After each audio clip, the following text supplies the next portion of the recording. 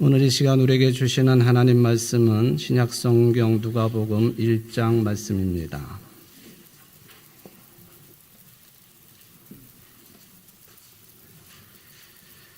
누가복음 1장 26절부터 38절까지 말씀을 봉독해 드리겠습니다. 여섯째 달에 천사 가브리엘이 하나님의 보내심을 받아 갈릴리 나사렛이란 동네에 가서 다윗의 자손 요셉이라 하는 사람과 약혼한 처녀에게 이르니 그 처녀의 이름은 마리아라. 그에게 들어가 이르되 은혜를 받은 자여 평안할지어다. 주께서 너와 함께 하시도다 하니 처녀가 그 말을 듣고 놀라 이런 인사가 어찌함인가 생각하며 천사가 이르되 마리아여 무서워하지 말라. 네가 하나님께 은혜를 입었느니라. 보라 네가 잉태하여 아들을 낳으리니 그 이름을 예수라 하라. 그가 큰 자가 되고 지극히 높으신 이의 아들이라 일컬어질 것이요 주 하나님께서 그 조상 다윗의 왕위를 그에게 주시리니 영원히 야곱의 집을 왕으로 다스리실 것이며 그 나라가 무궁하리라. 마리아가 천사에게 말하되 나는 남자를 알지 못하니 어찌 이 일이 있으리이까. 천사가 대답하여 이르되 성령이 네게 임하시고 지극히 높으신 이의 능력이 너를 덮으시리니 이러므로 나실 바 거룩한 이는 하나님의 아들이라 일컬어지리라. 보라 내 친족 엘리사벳도 늙어서 아들을 배었느니라. 본래 임신하지 못한다고 알려진 이가 이미 6달이 되었나니 대저 하나님의 모든 말씀은 능하지 못하심이 없느니라. 마리아가 이르되 주의 여정이오니 말씀대로 내게 이루어지이다 하매 천사가 떠나가니라. 아멘. 이는 하나님의 말씀입니다. 하나님께 감사합니다. 조금 전에 우리 모든 수료식을 다 마쳤습니다. 저를 포함해 가지고 모두 26명이 이 과정을 다 마쳤는데 누가 뭐라고 해도 저는 개인적으로 우리 교회가 올해 120주년을 맞이하면서 그 어떤 일, 그 어떤 작업, 그 어떤 행사보다도 가장 의미가 있고 또 뜻깊은 그런 과정의 수료였다고 생각을 합니다. 우리 교회 역사보다도 더 긴 역사를 가지고 있는 교회들이 우리나라에 많이 있겠습니다만은 한국의 교회들 가운데에 이런 과정을 실시한 교회들이 있기는 있습니다만은 거의 없다고 하는 점을 생각해 보면은 과연 충남북의 어머니 교회로서의 위상을 다시 한번 확인할 수 있는 그런 소중한 과정이었습니다.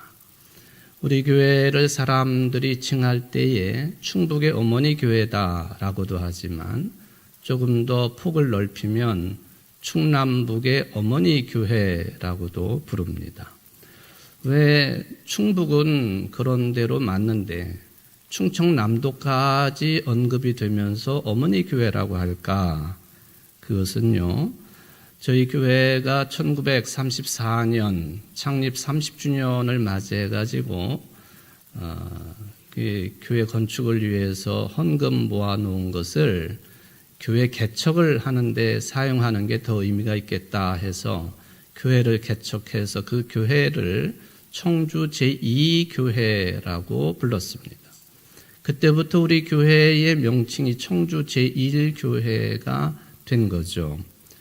그러고 나서 4년쯤 지나서 1938년도에 2월경에 우리 교회가 자체적으로 전도대를 조직을 했는데 무엇을 위한 전도대였느냐 하면은 당시에 대전에 감리교회는 여럿이 있었지만은 이 장로교회는 한 교회도 없어서 대전 지역에 우리 교회가 장로교회 하나를 개척해야 된다 해가지고 시작된 때가 1938년 2월입니다. 전도대를 구성해서 대전에 장로교회를 탄생시켰는데 그 교회가 오늘날도 85년의 역사를 가지고 있는 대전 제1교회입니다. 여러분들이 한번 사진을 보시면은 대전 제일교회 외형이 어떻게 생겼는지 좀 밤에 찍은 사진인데 굉장히 큰 건물이지만은 조그맣게 보이죠. 내부 예배당, 본당을 보시면은 우리 교회의 한 2배 정도 넓이가 되는 큰 교회가 1938년도에 탄생이 되어서 현재까지 대전 지역의 장로교회의 어머니 교회로서 역할을 잘 그 위상을 유지하고 있다. 그렇게 보시면 되겠습니다. 여러분들이 이 전도대를 위해서 기도하시고 물심양면으로 헌신을 하셨을 터인데 그 중에 이게 그 역사에 남아 있다라고 볼 수는 없겠지만은 장로님 한 분이 청주에서부터 대전까지 자전거를 타시고 가셔서 복음을 전하셔서 탄생된 교회가 대전 제일교회라 그렇게 알려져 있습니다. 그래서 우리 교회가 충남북의 어머니 교회라 그렇게 이제 불려진다고 하는 것이죠. 대전 제일교회의 연혁을 공적으로 살펴보면은 그렇게 되어 있습니다. 1938년 2월 청주 제일교회에서 대전의 교회 세우기 위한 전도회를 조직했다. 그렇게 시작을 합니다. 대전 제일교회 연혁의 첫 줄에 그렇게 되어 있어요. 청주 제일교회가 그렇게 했다.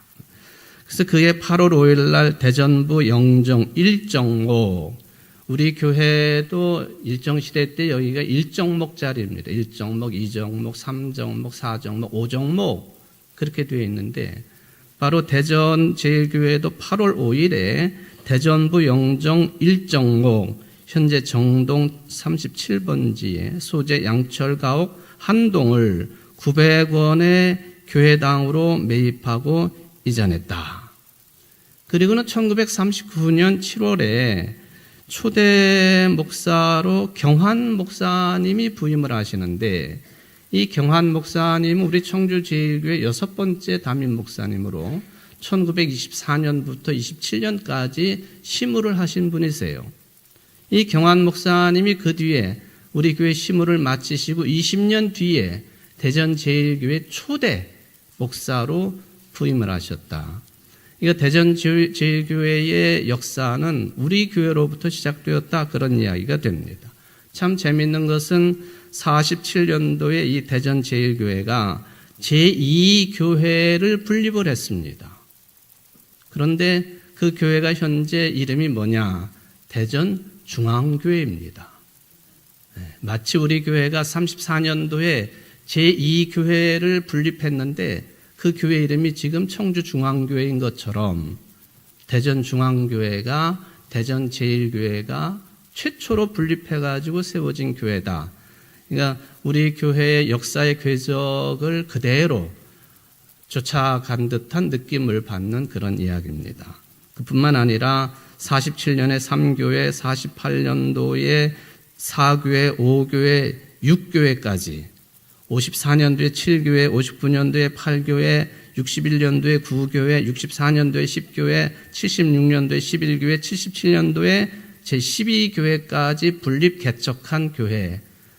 저희 교회가 교회를 개척하고 분립한 역사가 꽤 오래되었고 많은 교회들입니다만은 저희 교회의 그런 선교의 정신을 그대로 채받아가지고 대전 제일교회가 그런 선교 역사를 가지게 되었다.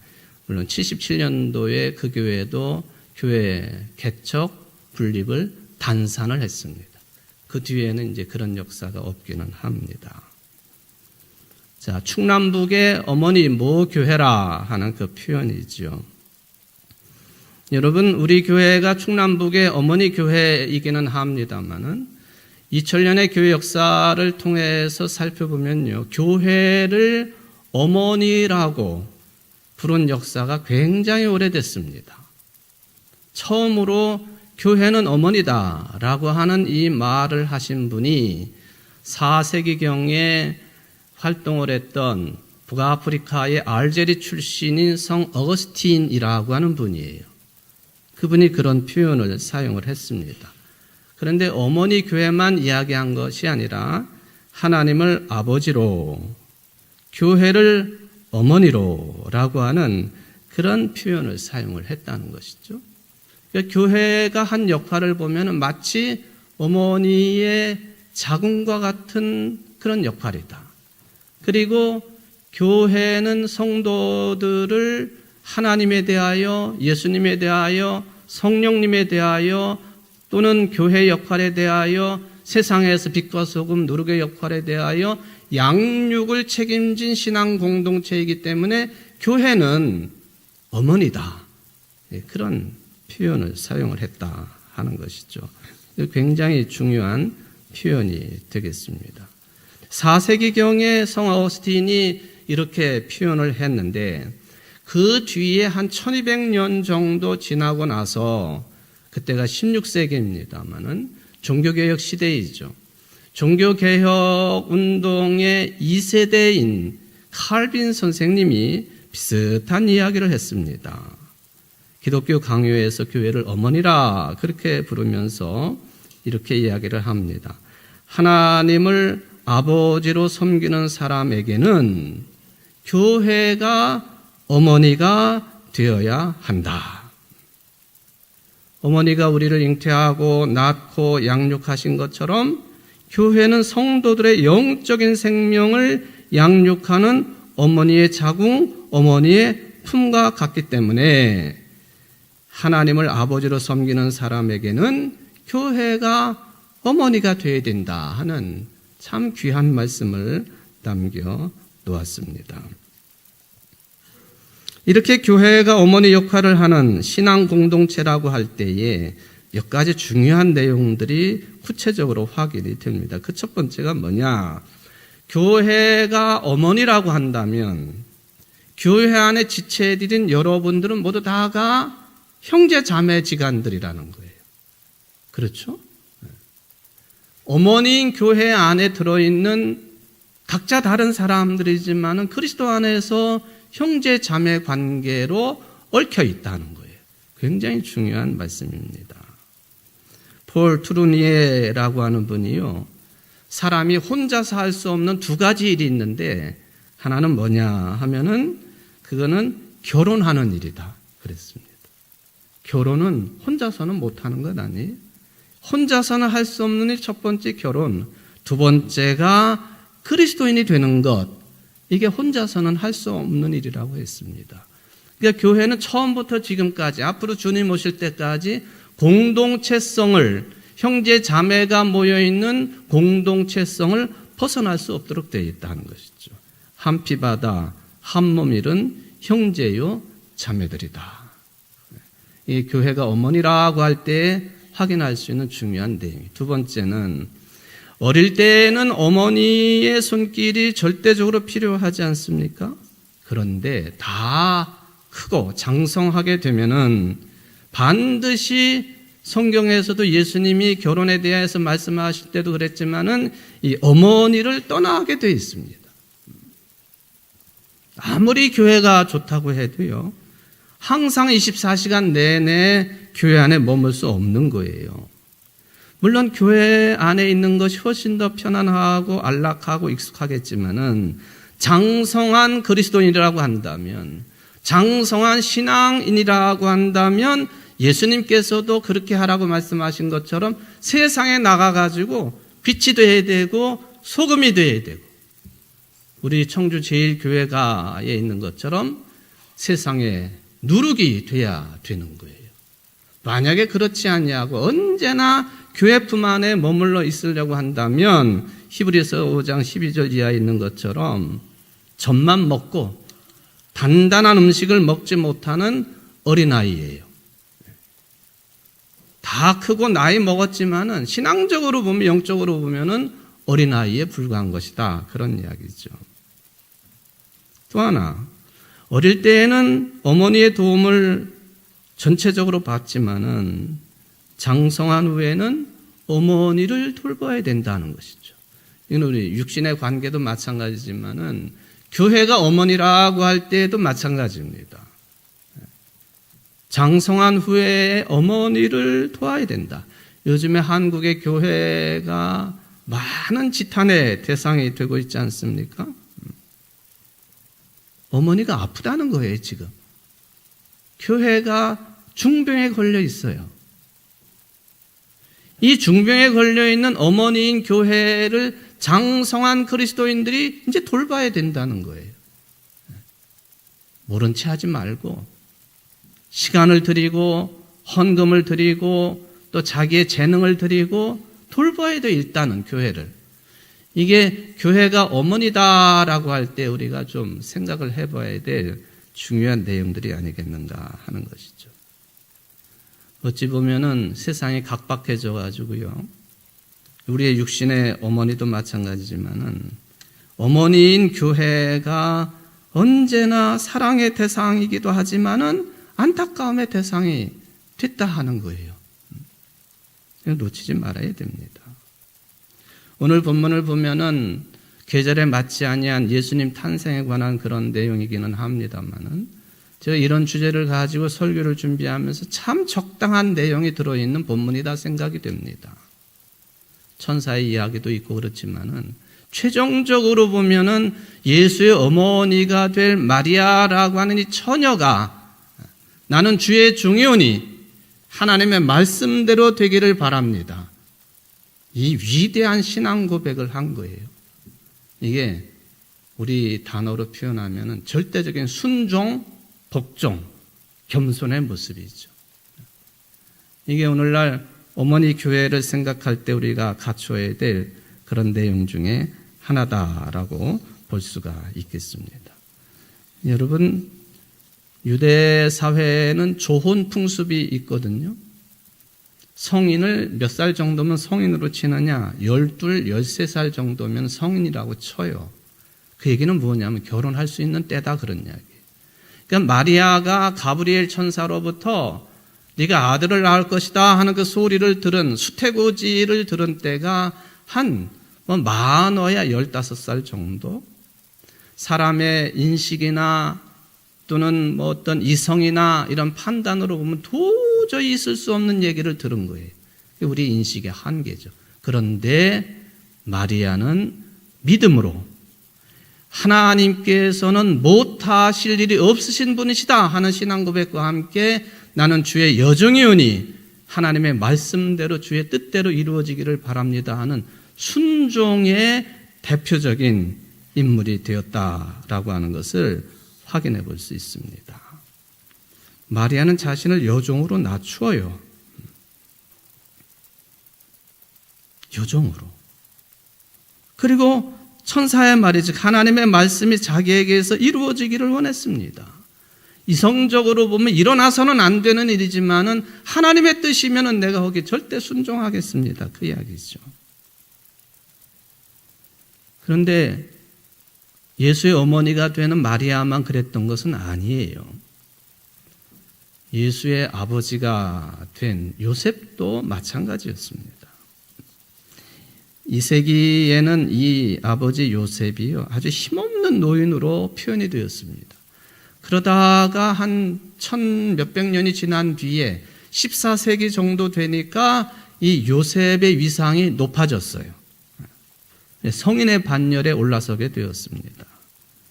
14세기 기근 그리고 종교전쟁이라고 할 수는 100년 전쟁 또 전염병인 흑사병으로 교회도 그렇고 가정도 그렇고 세상이 극도로 피폐한 상황 속에서 아버지로서의 요셉이 아주 크게 부각이 되기 시작을 했습니다.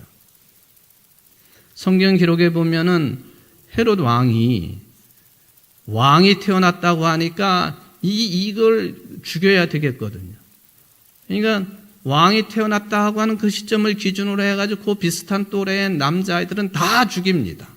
그때의 요셉은 마리아와 함께 어린 예수를 데리고 저 멀리 애굽 땅으로 피난을 갔습니다. 지금도 애굽에 카이로에 가보면 예수 피난 교회가 많은 순례객들을 맞이하고 있지 않습니까? 그러니까 마리아와 예수를 이끌고 애굽까지 생명을 보존하고 든든하게 가장으로서 역할을 감당한 요셉. 요셉은 위상이 보호자 개념을 가지고 있습니다. 교황 비오 12세는요, 목수로서 가족을 부양한 요셉, 매우 근면한 사람이었기 때문에 그거를 강조해가지고 매년 5월 1일을 성 요셉 노동자 축일로 선포를 했습니다. 성 요셉 노동자 축일. 우리가 5월 1일을 보통 메이데이라고 부르잖아요. 노동자의 날, 노동절. 메이데이가 5월 1일인 근거가 여기서부터 나왔다 해도 틀리지 않습니다. 어쨌든 요셉은 마리아는 만민의 본보기였습니다. 여러분, 마리아도 그렇고 요셉도 순종과 복종 그리고 매우 신중한 신앙을 우리에게 보여준 사람들이 됩니다. 저는 이 두 사람을 생각하면서요, 그 부모 공경에 대해서 뚜렷하게 명령을 내려주신 10계명, 5번째 계명을 당연히 생각하게 되었습니다. 네 부모를 공경하라. 보통 그림에도 보면 모세가 하나님께로부터 시내산에서 10계명 돌판을 받아가지고 내려오는데 하나가 아니고 양쪽에 하나씩 두 돌판을 받아가지고 오지 않습니까? 한쪽에는 1계명부터 4계명까지 하나님을 어떻게 섬겨야 되는지에 대한 내용이죠. 그리고는 다른 한편의 돌판에는 5계명부터 10계명까지. 그런데 이거는 인간관계를 이야기하는 것이다. 그렇게 해석을 합니다. 칼빈 선생님이 1555년 6월 26일에 설교를 신명기서 5장 16절을 가지고 설교한 게 남아 있습니다. 여기에 보면요, 제5계명이 네 부모를 공경하라라고 하는 그 계명이요, 단순하게 나를 낳아서 양육해준 육체의 부모에 대한 공경만을 말하는 게 아니다. 그렇게 되어 있습니다. 이것은 내 부모를 공경하라라고 하는 이 말씀은 하나님에 대한 공경과 아주 밀접하게 관련되어 있다라고 해석해 놓았습니다. 무슨 말이에요? 우리의 육체의 부모님을 공경하고 어르신들을 공경하는 이 모든 공경의 내용들은 궁극적으로는 하나님에 대한 공경을 목표로 하고 있다, 그런 얘기예요. 아주 중요한 그런 설교 내용이죠. 그렇다면 하나님을 공경하라 그렇게 요구를 하셨다고 한다면 하나님께 무슨 유익이 되겠는가? 우리가 하나님을 공경한다면. 그런데요, 이 제5계명이 약속이 붙어있는 첫 계명이라고 했으니 부모를 공경하라, 이것이 하나님을 공경하는 길이다라고 할 때 이 부모를 공경하는 것은 오히려 공경하는 사람들에게 유익을 주기 위해서 제5계명이 주어졌다, 그런 해석을 합니다. 우리 인간들, 자녀들의 유익을 위해서 부모를 공경하라고 말씀하셨다라고 하는 그런 이야기죠. 그래서 이 부모 공경이라고 하는 계명을 통해서 어른들을 공경하는 그런 삶을 통해서 우리들은 자연스럽게, 기본적으로 자연스럽게 주어진 권위, 이 권위에 대한 복종, 순종, 겸손을 배울 수 있도록 되어 있다라고 하는 것이죠. 이게 복종하는 사람들의 유익이 된다, 그런 말씀이에요. 잘못 해석을 하면은 복종과 순종과 겸손이 단순하게 주어진 권위에 무조건적인 순응해야 된다라고 하는 그런 미덕만을 이야기하는 것처럼 해석이 될 수가 있겠습니다만 그게 아니라고 하는 것이죠. 우리 인간이 얼마나 자만한 존재입니까? 아담과 하와 때로부터 그것은 아예 드러나 있는 거예요. 인간 되기를 포기하고 하나님처럼 되기 위해서 자만을 부렸던, 그게 죄의 문제인데, 여러분, 저도 그렇고요, 여러분들도 그렇고요, 어떤 사람들 앞에 가가지고 머리 숙이고 겸손하기를, 그게 몸에 배어있는 사람이 어디에 있습니까? 없는 거예요. 아예 태생적으로 우리는 남한테 숙이고, 그리고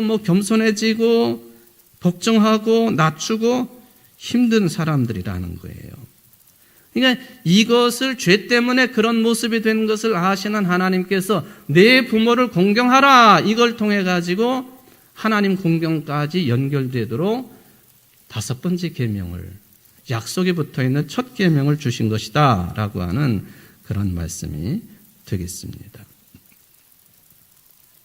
우리 인간들에게 가장 문제가 되는 게 사실은요, 교만보다도 더 문제가 되는 게 자만심이죠. 자만심을 영어로 슈퍼비아라고 그렇게 부르는데, 이게 원래 라틴어에서 온 말이에요. 이 라틴어 이 자만을 누가 표현했느냐 하면은 성 어거스틴이 표현을 했어요. 라틴어로 슈페르비아 자만, 그래서 슈퍼비아 자만이라는 영어 단어가 탄생을 합니다. 자존심이라고도 할 수도 있겠지만은 이게 얼마나 큰 문제입니까? 우리 기독교 신앙에서 자만이라고 하는 것은 아담을, 즉 인간을 하나님께로부터 멀어지게 하는 것이라고 했습니다.